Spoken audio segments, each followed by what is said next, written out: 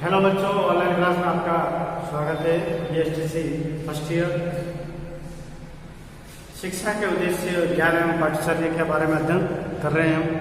इकाई 3 चल रही है, जिसमें हमने समग्रता के प्रकार, समग्रता की परिभाषा, समग्रता की विशेषताओं के बारे में अध्ययन किया विस्तारित रूप से। आज उसी इकाई में सबसे पहले हम अरविंद घोष के बारे में अध्ययन करेंगे, जो महान दार्शनिक थे। उन्होंने किस तरह से शिक्षा के अंदर योगदान दिया, शिक्षा में परिवर्तन लाया, तो उन्हीं के बारे में, उनके कार्य के बारे में अध्ययन करेंगे। सबसे पहले हम उनकी शिक्षा के योगदान में पढ़ने से पहले उनके जीवन परिचय के बारे में हम अध्ययन करेंगे।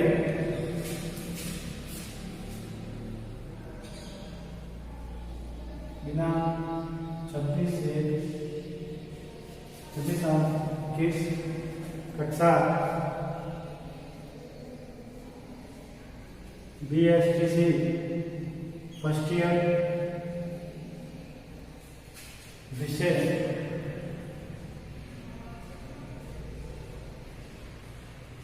शिक्षा के उद्देश्य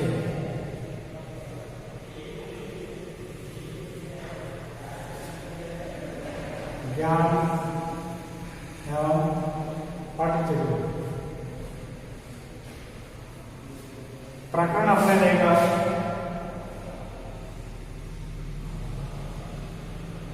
अरविंद घोष का जीवन परिचय। अरविंद घोष का जीवन परिचय। अरविंद घोष का जन्म 15 अगस्त 1872 को हुआ था। तो इनका जन्म कब हुआ था? इनका जन्म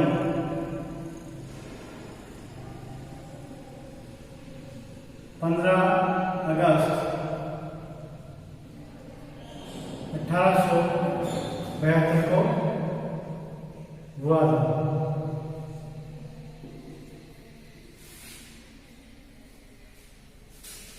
इनके पिता डॉक्टर कृष्णधन घोष कलकत्ता के प्रसिद्ध सिविल सर्जन थे।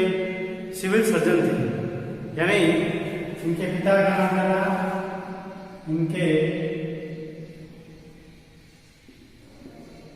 इनके पिता डॉक्टर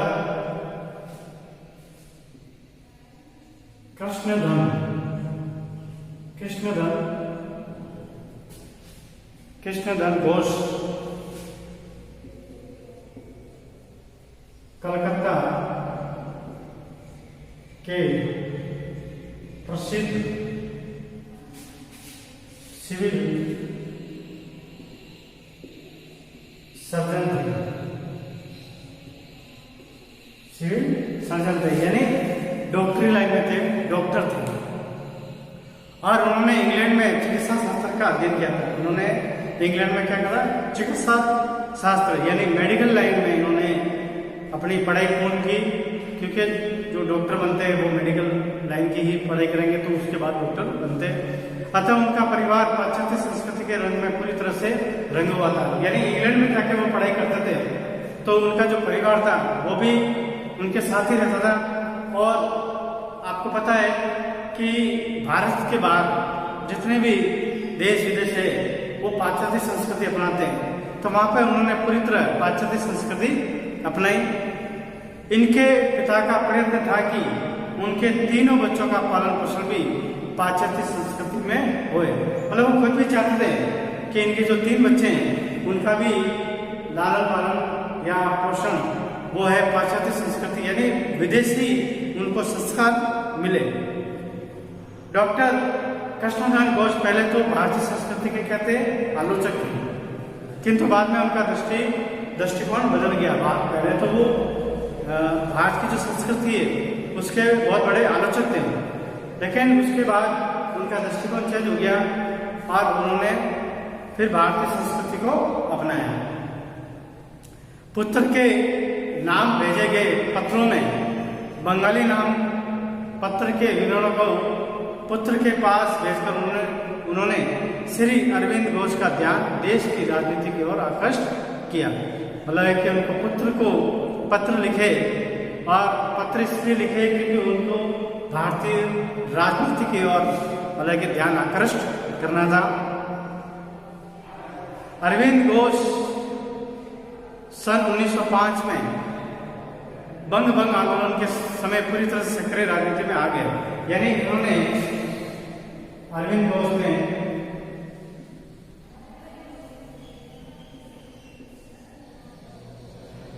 1905 में बंग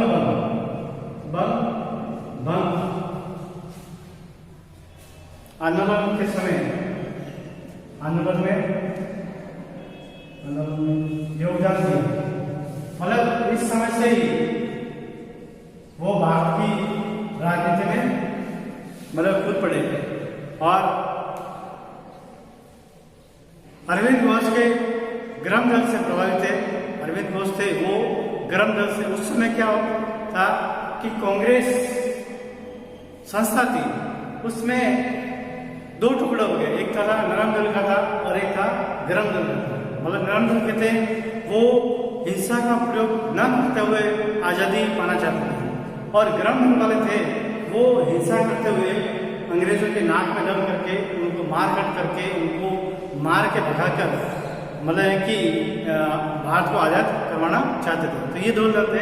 उसमें अरविंद घोष गर्म दल के थे, अरविंद घोष के थे गर्म दल के थे। अथवा वे क्रांतिकारियों के संपर्क में आ गए। 10 अप्रैल 1908 को मुजफ्फर के जिला जज किंग्सफोर्ड को गाड़ी पर बम फेंका गया। उसमें किंग्सफोर्ड नहीं थे, पर विंगल कैनेडी का पत्नी और पुत्री की मृत्यु हो गई। यानी 10 अप्रैल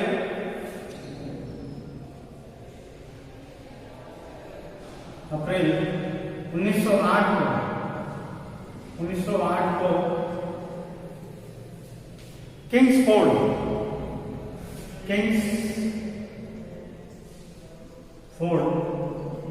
की गाड़ी पर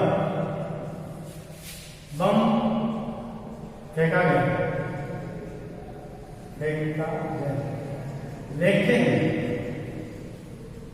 लेकिन उनके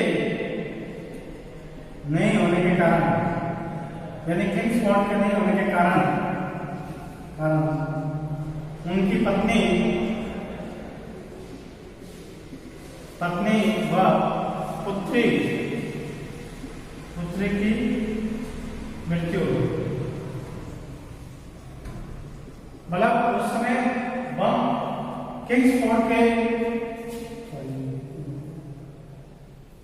किंग्सफोर्ड को समझ के फेंका गया था, लेकिन वह उसमें नहीं थे, जिससे उनकी पत्नी और पुत्री थी, उन दोनों की मृत्यु हो गई।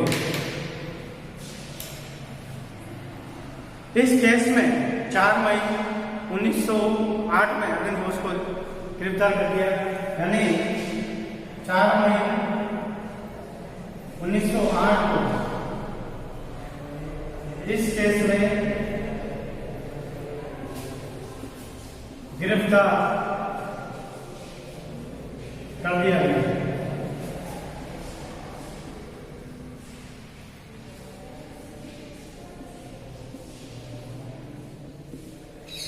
ठीक है। और उनको कौन सी जेल में भेजा गया? अलीपुर जो जेल थी उसमें उनको भेजा गया। 1909 को दीनबंधु चतुंदर दास के तुर्कों एवं कुशल पैरवी के कारण उन्हें जेल से मुक्त किया गया। जो उनका वकील था, उनके वकील का नाम क्या था? दीनबंधु चतुंदर दास। उन्होंने उनकी वकालत करी और उनको जेल से बाहर निकलवाया।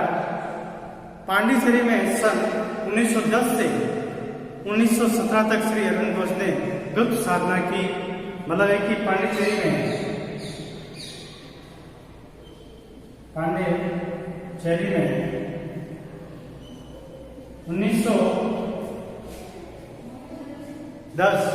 1910 से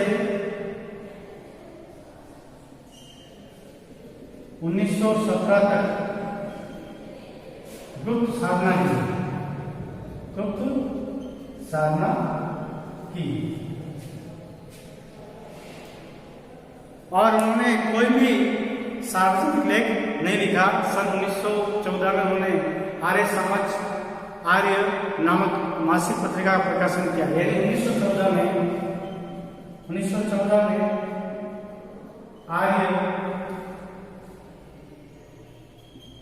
आर्य नामक मासिक पत्रिका का प्रकाशन किया। ठीक है।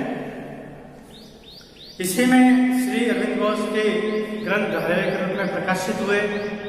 सन 1921 में यह पत्र बंद हो गया। पांडिचेरी में सन 1926 में उन्होंने अरविंद आश्रम की स्थापना की।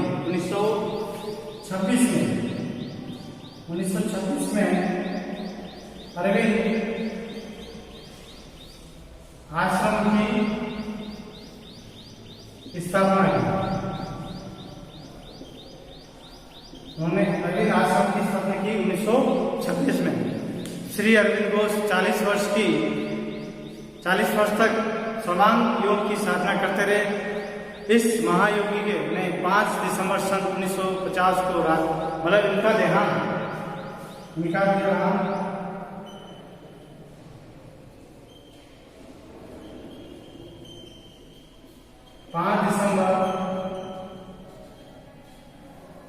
5 दिसंबर 1950 को